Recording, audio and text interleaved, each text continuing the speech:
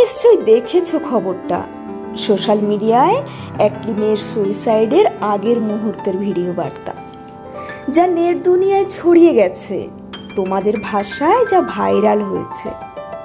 খুব দুঃখ পেয়েছো নিশ্চয়ই। তোমার কষ্ট এবং ডিপ্রেশনের সঙ্গে মিলে যাচ্ছে বুঝি। তুমিও কি একই কথা ভাবছো তো পালিয়ে যাওয়ার একটা নতুন উপায় পেলে? তাহলে বলবো তুমি বোকা মানুষের দলে। তাহলে বলবো তুমি ভুল নিউজে চোখ রেখেছো। সেই সময়টা যদি একটা নতুন বই পড়তে বা কানে হেডফোন রেখে প্রিয় গান শুনতে, নিশ্চয়ই কান ও মনের আরাম পেতে। সেই সময়টা যদি মাঠে খেলা করতে, তাহলে শরীর চর্চা হতো, তাই না? কিন্তু হলো কি, তোমার ফোনের কিছু এমবি আর সময় অপচয় হলো, আর পাশাপাশি ফ্রিতে নিজের ক্ষতির জন্য কিছু টিপস পেলে, তাই তো? মেয়েটির ভিডিও বার্তা এবং চোখের জল হয়তো প্রমাণ দেয় তার কষ্টের ওজন অনেক বেশি ছিল। দুঃখ প্রকাশের আবেগ সে নিয়ন্ত্রণ করতে পারেনি। সে হয়তো ভেবেছিল সাংসারিক অশান্তি, স্বামী, মা বাবা বা আত্মীয় স্বজনের প্রতি তার ক্ষোভ, দুঃখ মানুষের মাঝে বহিঃপ্রকাশ করে নিজেকে একটু শান্তি দিতে পারবে। আর সেই শান্তির জন্য তার একমাত্র পথ মনে হলো আত্মহত্যা। এটা আদৌ কি কোনো বিজ্ঞানসম্মত ভাবনা? কোটি কোটি মানুষের কাছে পৌঁছেছে সেই ভিডিও। বোকা মানুষের দল ভীষণ প্রয়োজনীয় হেডলাইনের মতো তা শেয়ার করেছে নিজেদের সোশ্যাল মিডিয়ার পোস্টে আর ছড়িয়ে দিয়েছে মানুষের মধ্যে। এই ঘটনা কি মেসেজ দিল মানুষকে? কি শিখবে নতুন প্রজন্ম? মনে রেখো, জীবনে কিছু বিষয়কে প্রাইভেসিতে রাখতে হয়। মানুষের মধ্যে তা বিজ্ঞপ্তির মতো ছড়িয়ে দিলে শেষে দেখবে নিজেরই ক্ষতি হচ্ছে, পরে অনুশোচনা হবে। তাছাড়াও খোঁজ নিয়ে দেখো, সবার জীবনেই কম বেশি দুঃখ, হতাশা ও ডিপ্রেশন থাকে। কেউ প্রকাশ করে, আবার কেউ নিজের মধ্যে আটকে রাখে। এখানেই কিছুটা প্রমাণ হয় কে কতটা ম্যাচিওর। জীবন মানে শুধু জিতে যাওয়া নয়, শুধু জয়ের আনন্দ উপভোগ করা নয়, হেরে গিয়ে হতাশায় আত্মহত্যার আশ্রয় নেওয়া নয়। সমস্ত প্রতিকূলতাকে অতিক্রম করে বারবার উঠে দাঁড়ানোই জীবন। জীবনের প্রতিটা পথ কি সমতল হয়?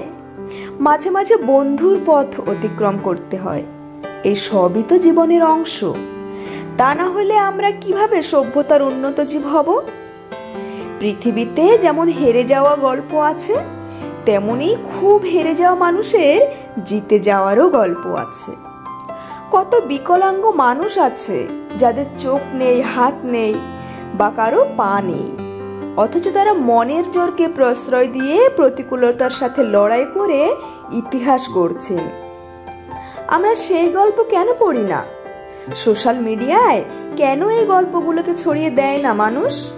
শোনো, জীবনকে ভালোবাসতে হবে।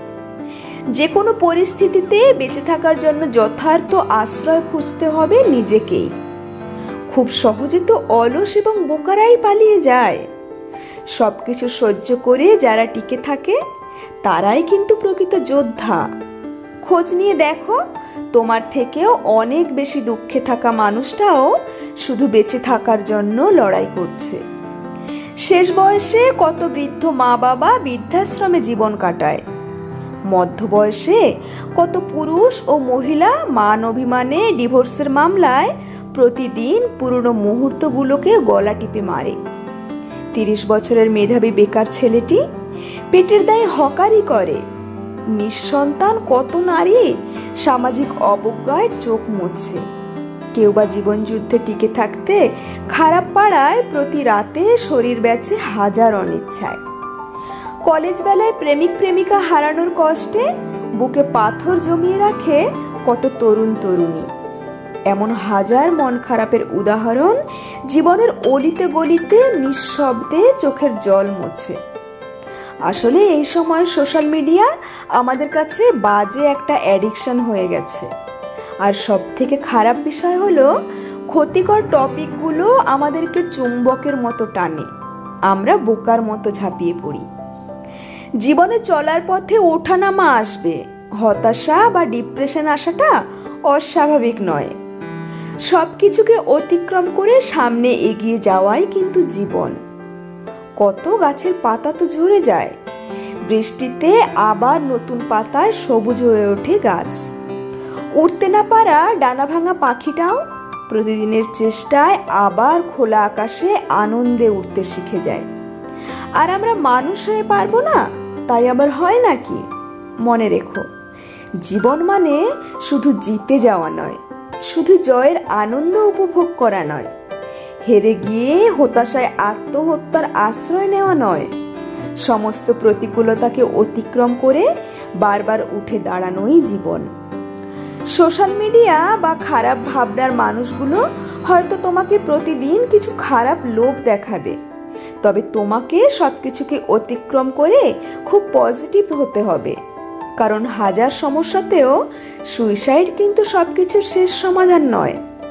শুধু তোমার পালিয়ে যাওয়ার কিন্তু শেষ সমাধান নয়। তোমার সাথে জড়িয়ে থাকা মানুষগুলো তার ভুক্তভোগী হবে, সেটা ভাবাও তোমার দায়িত্ব। শোনো, উঠে দাঁড়াতে শিখতে হবে। জীবন মানে যুদ্ধ, ভীতুর মতো পালিয়ে গেলে হবে না। যুদ্ধে নিজেকে সামিল করতে হবে এবং টিকে থাকতে হবে, এটাই জীবন। বুঝতে পারলে? পাশাপাশি এটাও সত্যি, মানুষ তার জীবনের চরমতম হতাশা ও সহ্য সীমা অতিক্রম করলে বা দেওয়ালে পিঠ ঠিকলে, জীবনের সব রাস্তা বন্ধ হয়ে গেলে তখনই মানুষ এমন সিদ্ধান্ত নেয়। আমাদের উচিত সেই মানুষগুলোকে বুঝতে শেখা, নিজেদের সমস্যার পাশাপাশি পারিপার্শ্বিক তথা কাছের মানুষগুলোর দুঃখগুলোকে অনুভব করা, কোনো অঘটন ঘটার আগে তার পাশে গিয়ে দাঁড়ানো, তাকে মনোবল দেওয়া, তাকে পজিটিভ ভাবনায় আবদ্ধ করে জীবনের মূল স্রোতে ফিরিয়ে আনা। তার সমস্যাগুলো সমাধানে কিছুটা হলেও যদি সহযোগিতা করা যায়, তাহলে হয়তো কিছু জীবনকে আমরা বাঁচাতে পারি। সম্ভবত এটাও আমাদের নৈতিক ও সামাজিক দায়িত্ব। কলমে বিশ্বজিৎ।